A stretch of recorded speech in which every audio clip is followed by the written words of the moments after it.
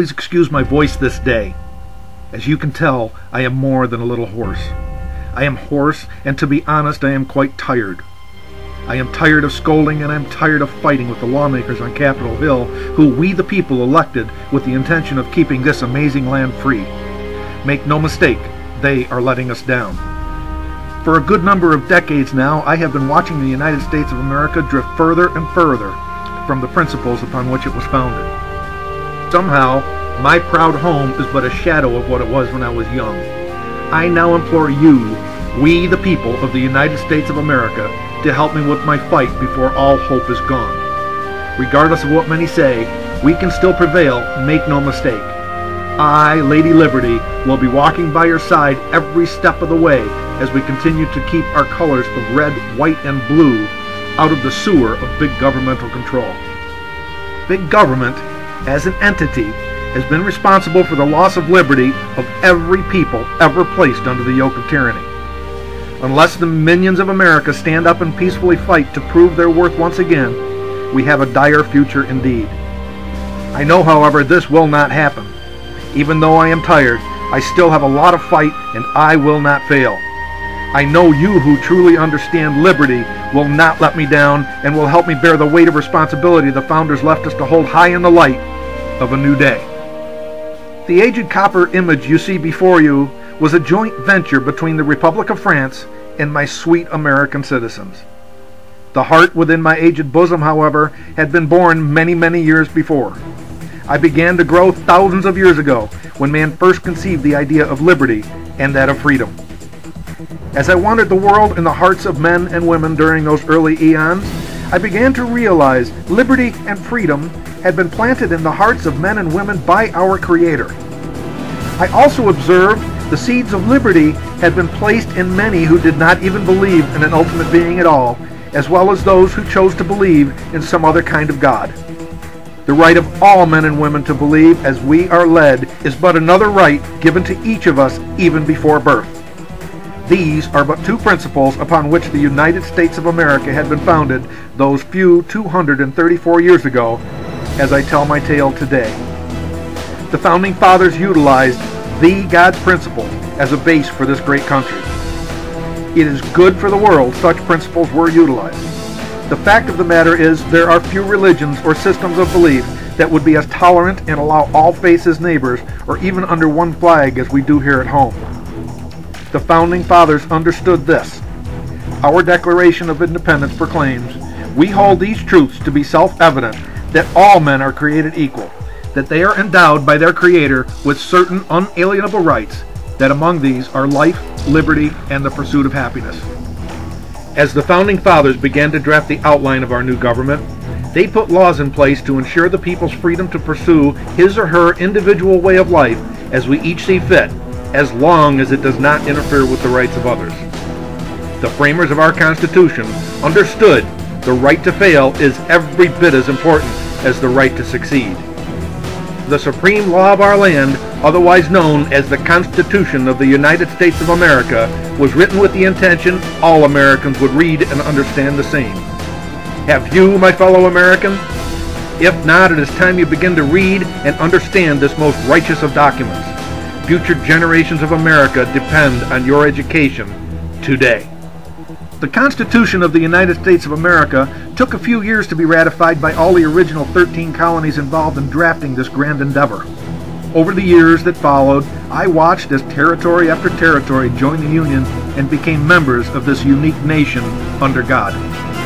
I watched as brave men and women lost their lives during our original revolution for independence. I watched with anticipation as Britain and my new country of America fought for control of our fledgling Union during our battle to prevail during the War of 1812.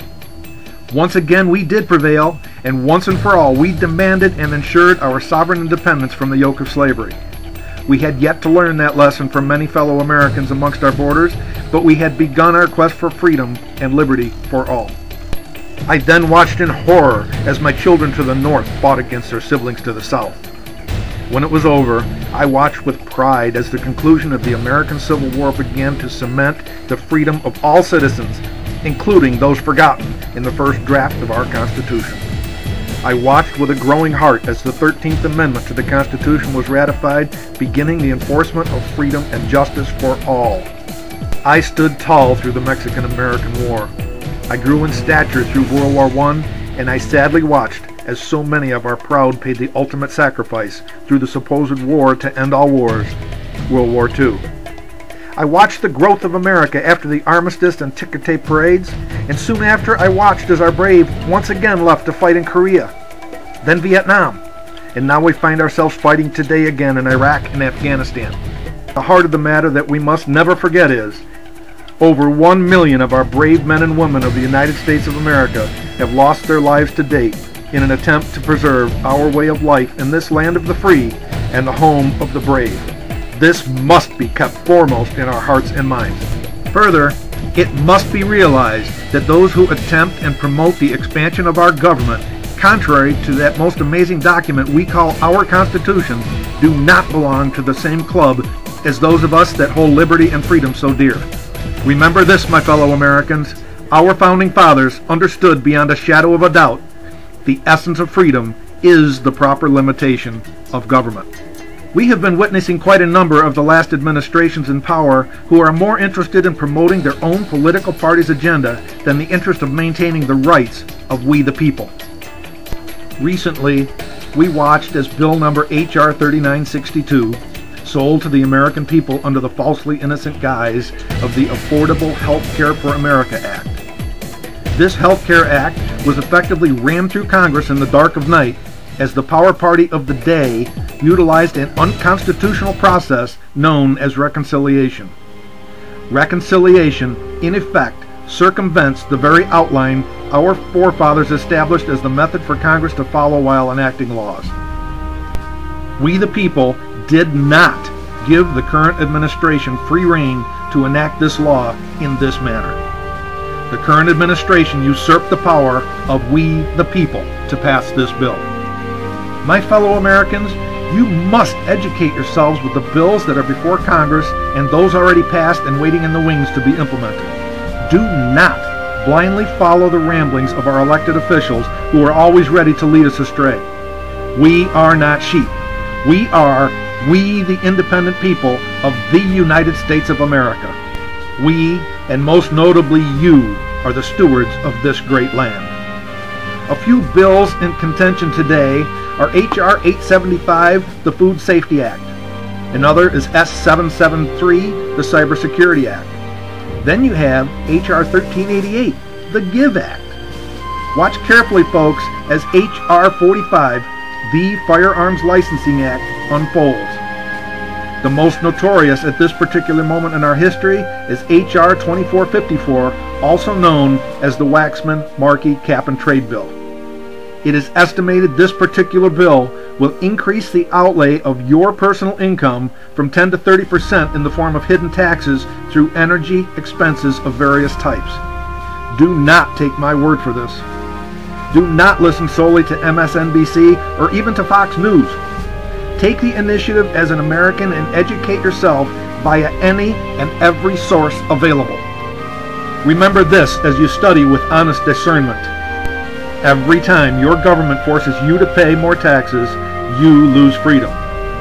Every time your government enacts another law telling you what to do or not to do, they violate your constitutional rights. Every time you allow your government to further pervert the principles upon which we're founded, you fall a little more down the slippery slope. Every time we, the people, allow another such travesty, we ensure future generations will not enjoy the good life we have come to experience. Big government and the control it generates is flying at us fast, my fellow Americans. Big government has entered our midst, as does a thief in the night. It is time to stand as free Americans as intended and peacefully take our country back to return it to the principles upon which we were founded. It is time, my fellow Americans, to reestablish liberty and justice for all. I thank you for your actions as free Americans. I will see you again in the land of the truly free and the home of the brave who fought so valiantly to preserve our very way of life. This has been your ever faithful Lady Liberty.